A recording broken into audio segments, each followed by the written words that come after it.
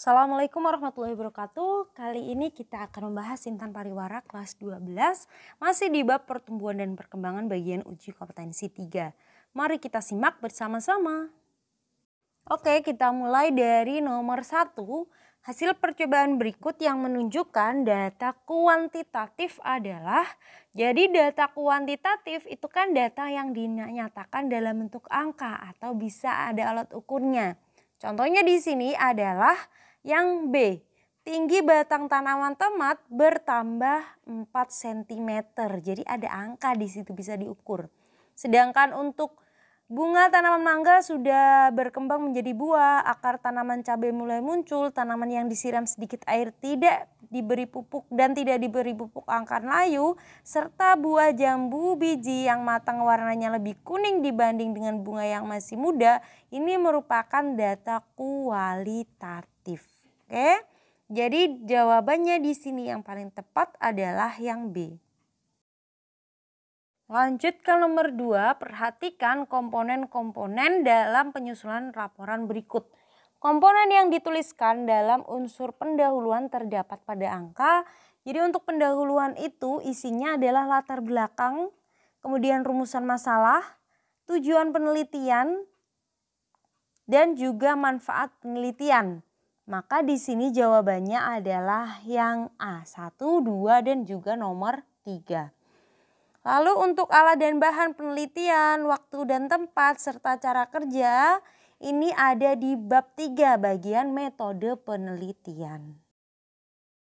Nomor 3, Dedi dan teman-temannya melakukan percobaan mengenai pengaruh volume air terhadap pertumbuhan dan perkembangan tanaman kacang hijau. Variabel bebas dalam percobaan tersebut adalah, ingat ya, variabel. Variabel itu ada 3, ada bebas, terikat, dan juga kontrol. Kalau untuk variabel bebas itu variabel yang mempengaruhi variabel terikat atau istilah gampangnya yang sengaja dibuat berbeda. Dari judul ini yang sengaja dibuat berbeda dalam percobaannya adalah volume air. Oke, jadi variabel bebasnya volume air. Kalau untuk variabel terikat berarti kan responnya. Respon atau variabel terikat ini kalau dalam percobaan berarti terhadap pertumbuhan dan perkembangan tanaman kacang hijau. Nah, variabel terikatnya itu. Sedangkan variabel kontrolnya perlakuannya dibuat sama. Jika volume airnya dibuat berbeda, variabel bebasnya, maka yang dibuat sama apa? Seperti ukuran wadah, kualitas bijinya, intensitas cahaya, kemudian bisa juga penggunaan pupuknya. Oke, jadi di sini jawabannya adalah yang E. Lanjut ke nomor 4, perhatikan grafik hasil percobaan tentang pengaruh cahaya matahari terhadap laju pertumbuhan tanaman kacang hijau berikut. Kesimpulan yang dapat diambil berdasarkan grafik adalah bisa kita lihat ya, untuk di tempat terang, hari pertama masih 0. Kemudian hari kedua dia udah ya sekitar setengah senti. Hari ketiga sekitar 1 senti lebih. Hari keempat hampir sama juga, hampir 2 senti. Hari kelima bisa kita lihat 2 senti. Hari keenam, hari ketujuh adalah 4 senti. Sedangkan di tempat yang gelap bisa kita lihat ya, dari yang awalnya dia 1 senti, hari kedua sampai ke hari ketujuh itu sampai hampir 7 senti atau 6,5 senti. Nah berarti dari sini terlihat ya, untuk di tempat gelap pertumbuhannya lebih cepat dibandingkan di tempat yang terang. Kenapa demikian? Karena di tempat yang terang hormon auksin sebagian mengalami kerusakan sehingga pertumbuhannya akan berkurang. Namun di tempat gelap hormon auksinnya sangat banyak, terlalu banyak sampai tumbuh abnormal terlalu panjang, tetapi biasanya tanamannya kurang sehat. Oke, di sini jawabannya adalah yang B. Intensitas cahaya semakin rendah, pertumbuhan tanaman kecambah kacang hijau semakin cepat. Nomor 5, pada suatu percobaan dilakukan penyemprotan hormon giberelin pada tanaman Wijaya Kusuma. Hipotesis yang tepat dalam percobaan tersebut adalah, kalau ada penyemprotan berarti tanaman Wijaya Kusuma kan berhubungan dengan bunganya ya yang cantik. Kalau bunganya yang cantik berarti hipotesis itu kan dugaan sementara, berarti adalah yang E.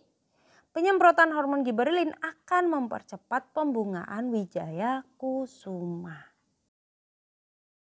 Nomor 6, perhatikan tabel hasil pengamatan pengaruh suhu terhadap percepatan pertumbuhan kecambah kacang hijau berikut. Kesimpulan yang sesuai dengan hasil percobaan adalah, bisa kita lihat ya, di hari yang pertama untuk suhu 5 cm ya, ukurannya hanya 1 cm. Suhu 15 cm 1 cm, suhu 30 juga 1 cm.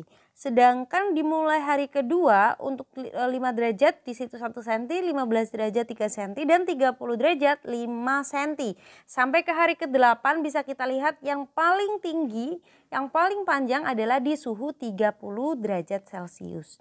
Ini berarti perbedaan suhu itu mempengaruhi tinggi tanaman. Makin rendah suhunya otomatis tanamannya semakin pendek. Sedangkan makin tinggi suhunya atau suhu optimumnya di sini dia adalah 30 derajat Celcius. Oke, maka jawabannya adalah yang E, suhu mempengaruhi proses perkecambahan. Nomor 7, Yunita memasukkan 5 biji kacang hijau ke tabung berisi air. Ia menambahkan sedikit minyak pada tabung tersebut. Setelah itu ia menempatkan tabung dalam tempat yang redup. Ia menunggu selama 1 minggu tetapi biji kacang hijau tidak berkecambah. Biji tersebut tidak berkecambah karena jadi faktor perkecambahan itu terjadi karena beberapa faktor penting, yaitu ada air, kelembapan, oksigen, pH, dan juga suhu. Nah, biji kacang hijau pada soal ini tidak mendapatkan cukup oksigen. Kenapa? Karena adanya penambahan minyak yang menutup permukaan air sehingga biji kacang hijau yang terendam dalam air tidak mendapatkan cukup oksigen. Makanya tidak berkecambah. Kalau untuk di sini kan yang mungkin mengecoh kalian ada keterangan di tempat yang redup ya. Jadi tidak ada efeknya, justru semakin redup atau gelap kan pertumbuhan tanaman semakin cepat. Oke, jawabannya adalah yang C. Lanjut ke nomor 8, melakukan percobaan tentang Diana melakukan percobaan tentang pengaruh dosis pupuk organik terhadap pertumbuhan tanaman jagung. Diana membuat beberapa kelompok percobaan. Pot 1 diberi pupuk 100 gram, pot 2 200 gram, pot 3 sebanyak 300 gram. Diana melakukan penyiraman pada tanaman jagung secara rutin dengan intensitas yang sama. Berarti airnya sama nih, variabel kontrolnya air, sedangkan variabel bebasnya adalah dosis pupuknya. Variabel terikat pada percobaan yang dilakukan adalah jadi efeknya ya yang dilakukan setelah setelah adanya variabel bebas ini, setelah adanya perbedaan jumlah pupuk, efek yang akan dilihat adalah pertumbuhan tanaman jagungnya. Atau biasanya kita bisa mengukur setiap harinya panjangnya sama nggak, berapa senti bedanya. Nah, jawabannya adalah yang E. Nomor 9, Sinta melakukan percobaan tentang pertumbuhan kecambah kacang hijau yang diberi intensitas cahaya berbeda. Berdasarkan hasil percobaan Sinta, kecambah kacang hijau yang ditempatkan di tempat gelap memiliki rata-rata penambahan tinggi lebih besar jika dibandingkan dengan kecambah kacang hijau yang ditempatkan di tempat terang. Perbedaan pertumbuhan kecambah kacang hijau dengan perlakuan berbeda tersebut menunjukkan jadi cahaya matahari itu memang diperlukan dalam pertumbuhan tanaman sebagai faktor yang berperan penting dalam proses fotosintesis yang tentunya untuk menghasilkan energi kan bagi tanaman. Tapi meskipun penting nih cahaya, tapi keberadaannya itu juga bisa menghambat kerja hormon auksin. Jika batang tanaman terkena cahaya, maka persebaran auksinnya menjadi tidak merata. Akibatnya batang tanaman yang diletakkan di tempat terang akan tumbuh lebih pendek dibandingkan tanaman yang ditempatkan di tempat lebih gelap. Tapi kalau di tempat terang biasanya tanamannya akan lebih sehat. Sedangkan di tempat gelap dia cenderung lebih layu atau rapuh. Rapuh maksudnya batangnya. Kadang daunnya berwarna kekuningan, nah itu juga bisa. Oke, jawabannya di sini adalah D. Cahaya menghambat fungsi hormon tanaman yaitu hormon auksin. Nomor 10, biji kacang merah direndam dalam air selama 24 jam. Lalu diletakkan di permukaan kapas basah pada gelas beker. Beberapa hari kemudian biji mengalami perkecambahan. Air pada perkecambahan biji tersebut berfungsi untuk, ingat ya, sebelum tumbuhan melakukan proses pertumbuhan dan perkembangan itu tahap awalnya adalah perkecambahan. Air yang masuk itu akan memicu embrio dalam biji untuk melepaskan yang namanya hormon giberlin.